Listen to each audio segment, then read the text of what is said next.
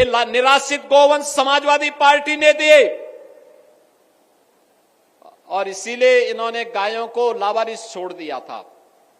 देखा ना समाजवादी पार्टी के मुखिया क्या कहते हैं? कहते हैं गोबर से मुझे दुर्गंध आती है। ये है इनकी असलियत, यही है, क्योंकि गौ माता को कसाईयों के हवाले करते थे। हमने कसाईयों को जब भेजा जहन्नुम की यात्रा में तो इनको परेशानी हुई। इनकी परेशानी तो वह है कि इनके मित्र कसाई सब चले गए जहन्नुम में, तो अब इन गोवंश को बचाने की चुनौती थी। तो आप ही की धरती के सपूत, आप ही के द्वारा चुने गए आंवला के विधायक ने 7,700 से अधिक निराश्रित गौ आश्रय स्थल खड़ा किए और आज वहां पर 14 लाख गोवंश की देखभाल स्वयं राज्य सरकार कर रही है और शेष हमने अन्नदाता किसानों को दिए हैं। आप भी पालिए, एक गोवंश पर 1,500 रुपया हम महीना आपको उपलब्ध करवाएंगे। अगर कोई किसान 4 गोवंश रखता है तो 4 गोवंश के लिए 6,000 रुपये महीना हम उनको देते हैं।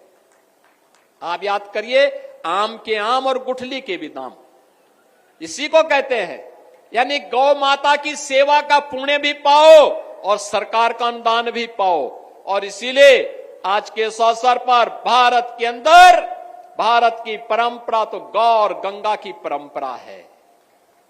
हमने अगर गंगा माता की पूजा की है तो गंगा माता ने हमें एक नई पहचान दी है। नमामि गंगे परियोजना के कारण आज प्रयागराज महाकुंभ ने उत्तर प्रदेश को एक नई पहचान दी है। 66 करोड़ श्रद्धालु प्रयागराज में आया, भव्य और दिव्य कुंभ का दर्शन किया। बहनों और भाइयों, ऐसे कभी नहीं हुआ पहले। नमामि गंगे परियोजना के कारण मां गंगा की आराधना, अविरल और निर्मल गंगा की परिकल्पना को प्रधानमंत्री मोदी जी ने साकार किया। आज भव्य और दिव्य कुंभ बदले में हमें मिला। हम आभारी हैं प्रधानमंत्री मोदी जी के, जिनके कारण उत्तर प्रदेश को यह भव्य और दिव्य कुंभ करने का अवसर प्राप्त हुआ और उत्तर प्रदेश की एक नई पहचान वैश्विक स्तर पर पहुंची। तो मां गंगा की पूजा का जो पुण्य प्राप्त हुआ, वही मां गौ माता की पूजा करने से प्राप्त होगा।